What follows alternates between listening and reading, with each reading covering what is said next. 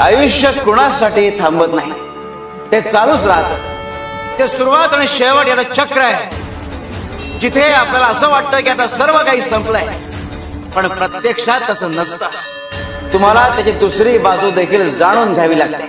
लक्षात ठेवा, प्रत्येक शेवट हा एका नव्या अध्यायाची सुरुवात करत असतो। निराश होऊ नका, तुमच्यातील उमेद दाखवण्याचे काम गुरुचरित्र करते।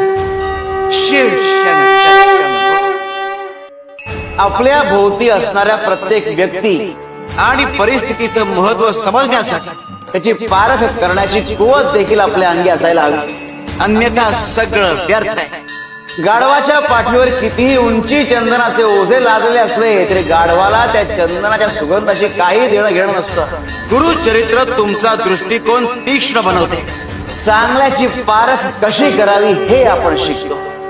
शिव शंकर शंभो।